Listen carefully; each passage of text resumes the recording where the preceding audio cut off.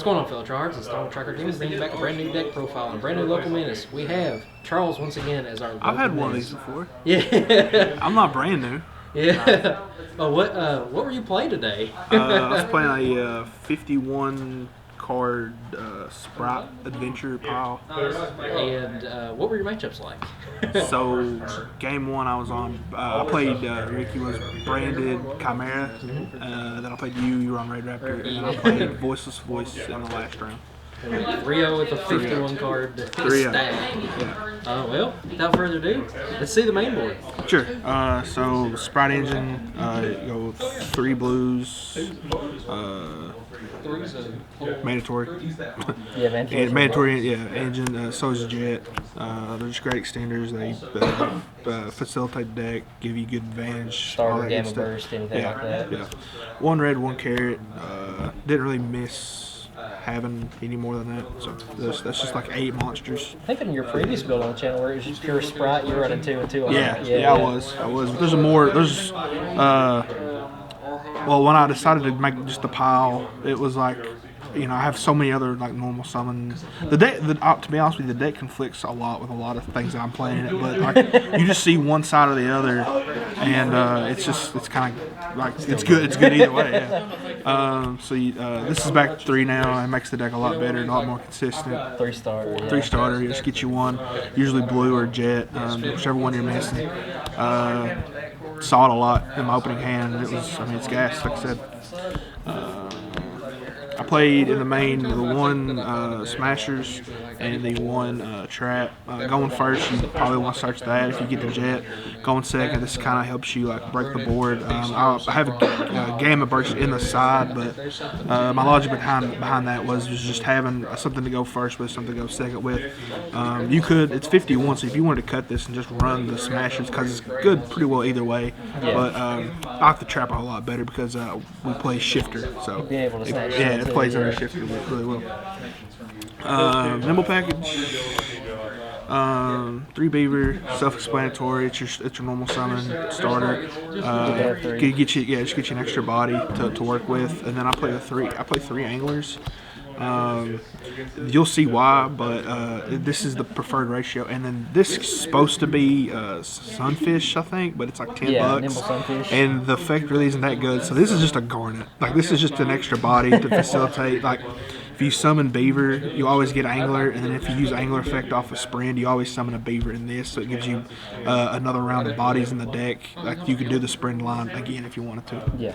So, yeah, 7 nimbles of that. So that's like just the nimble package by itself. Yeah. And then I run like an little extra spice, I guess. This card you could cut, but it is really good. It's just basically a second version of Beaver. Summon a diva, get a diva. You can link that from there. You can go into your gigantic or sprint, whatever you're looking for. And then we can't play Toad because there's so many waters. Gigantic can summon anything, so I figure why not play Swap Frog to kind of like send stuff. You can send Angler off of that. I mean, it's just 2 card combos pretty much out the wazoo. And it's really good because not only do we play this and the waters you've seen thus far, but you also have the Adventure Engine. Yeah, and it's a water, so that's awesome. Yeah, it does what it does. You got the 1 Griffin Rider, and then I play 3 Rights. I wish this one was the same rarity, but it's whatever. What is it? Wonder Enchantress can also summon herself from hand too if you control a token. Yeah. So extender, extends it all the same. And at that point, I mean, like, it gets you an extra body on field. And what's really cool about this engine is like Faithful. So like if you see any of the adventure stuff with Angler in hand, Faithful you have to discard at the end of the effect. So you get to pitch. So you can pitch Nimble Angler. So you get the negate of the token. You get you get your Griffin Rider, and then you send the Angler if it's in your hand and get 2 bodies. So you don't even have to place. Like, you keep your starter, keep whatever you want to hold on for if you think your opponent's going to be interrupting you or whatever. It just gives you more stuff for them to play through, or for you to play with. Keep that in mind, third access players. You can special summon the Water Enchantress if you control a adventure token. Yeah. The Foolish. This facilitates Get pretty the much adventure engine. the whole. I mean, the adventure engine you can The see nimble it's stuff, the nimble, yeah. So this card right here is pretty much like a starter for either part of the engine. I didn't see it today, unfortunately, but like this card is probably like the best card in the deck just because it gets you to any lines of play. It bridges over really well and easy. So that's power card for sure. I know consistency playing 51 is stupid, but like this kind of just lets me, because there's 3 cards in the extra deck that you can get rid of going first or second, like they're pretty easy to decide on. So this basically just like lets you like extend your hand. If it goes through, you can grab whatever you're missing, because we do play a lot of 2-card combos, a lot of 1-card combos, and you definitely want to see some of them. And this is just a easy way to look through the top 3. Top 3. I never go 6. Well, I never go 6, but top 3 and just grab something that's gonna kind of fix your hand. I think just made you flip double blue in a starter. Yeah, I was like, oh, that man. easy, that easy, that easy. The non-engine 3 Fenrir. Fenrir is just card. really good. Yeah. I played Ash, but that could probably have been Droll. I think Ash is probably better in the sideboard at this point in time, but it is what it is. Make a 60 run both. I could do that. Empire is pretty good right now, I think. And then the card that conflicts with the entire deck, but somehow is it works. I don't know, because you can't go full combo when you activate this, but you can set up enough to where it puts your opponent on like on a card on their back foot, and they don't really know where to go from there. So, and then when they have to pass their turn, they can only do very little stuff. Like, it comes back to you, and you're able to like just keep playing. And this deck doesn't hurt super bad under this, but most decks are. Right? Like unless you're playing like a flu or something that can. It's good against Fire King. I mean, it's good against everything currently. It hurts you, but it hurts everything else pretty much way worse. Yeah. And that's the kind of the concept, because you don't need the graveyard to use gigantic or any of all your stuff is special summon out of hand. The only thing it really turns off is the adventure stuff. But I mean. But yeah, because you can banish the water units from hand. Right. Yeah, and you're still playing. So. What's that eBay Terran card? Let's see what you got in the extra deck here. Okay, 2 Gigantics, self-explanatory. The only card that's actually swung over the Rising Rebellion. Yeah. This card's I made both. Well, at game 2 between me and you, I made both of them in the same turn. Yeah, you swung over both. Both of them, but then you top deck Dark Hole, so it's like, well, never mind. We'll go game 3. But yeah, Gigantic's awesome. It's your beater. It's special summons from deck. I mean, it does a lot for you on your turn. Not as much on you for going like for your opponent to get past, but it gets pretty big. Toad, because we can easily make it. Mannequin Cat, just because it's really shifter boards. Really good, really good card. And the Soul Sweeper, just to like kind of get rid of some stuff on your opponent's side of the field before you're trying to go for game. So that's kind of like your generic trio toolboxy, yeah. And then this card, I didn't do it today, but I could usually like. The Red Raptor stuff, the Red Raptor stuff makes it really hard because you can't really. I won game 3, game 1 in round 3 with this card. They were playing Voiceless, and this doesn't target anything. And I put the counter on the big guy, the 4100, the main ritual that they're summoning. Skull Guardian. Skull Guardian. Yeah, I put the counter on it, and. Attacked something else he had, a low maybe on field, and then made Zeus and wiped his board. There you go. Yeah, so it doesn't target. So this card right here really, OTK is easy, and then it plays through like unaffected. Well, not necessarily unaffected, but like the radar stuff it doesn't help you with, but that particular deck it does, so it's nice.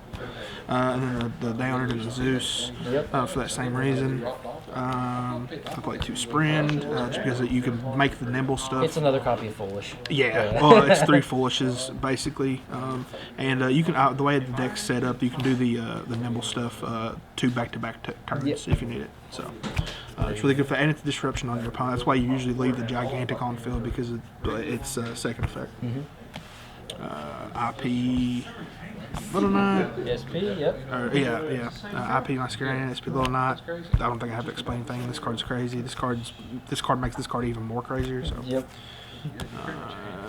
This guy, because he makes Toad super easy to make in this deck. All you gotta do is either see it, or you can even go gigantic and get it out. And then if you got enough bodies on board, which isn't hard, yeah, you make Toad pretty easy.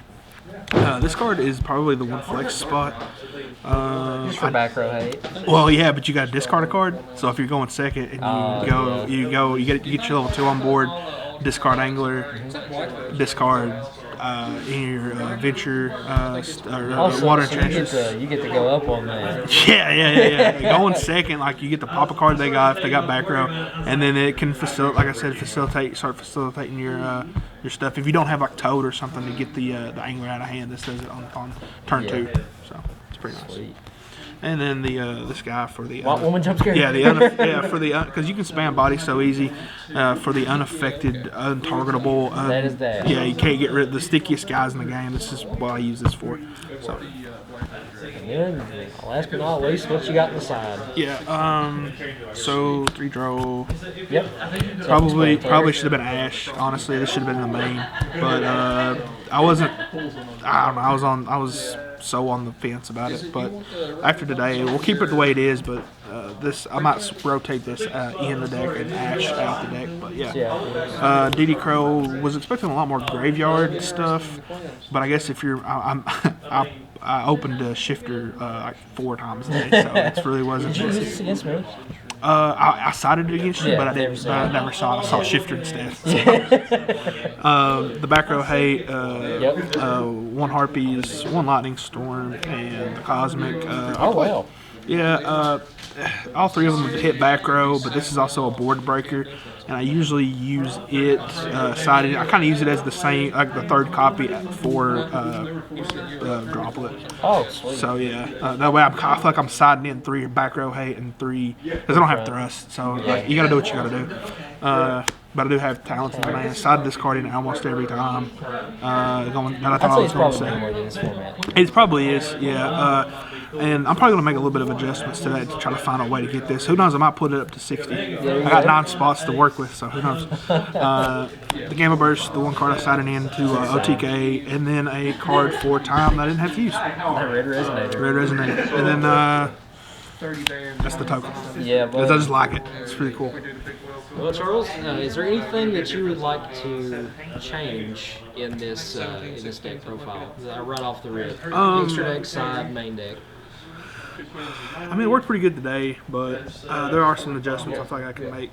Like Ash, I don't think Ash is impactful as it's been in the past. Obviously, cards are just unaffected. Like I thought about maybe putting in Gamma Seal because it's a water and you can send it off a Swap Frog or whatever, and then it's also a board breaker. You can Kaiju, whatever sticky guy your opponent's got. I thought about there's a mutant version of this deck that runs E-Telly that I saw a little package of, and then I'm waiting on the Ice Bear stuff to come out. It makes Toad way more easier to make. I mean, it's easy in this deck, but it makes it way, it's like having my own totem back pretty much, so I'm excited for that.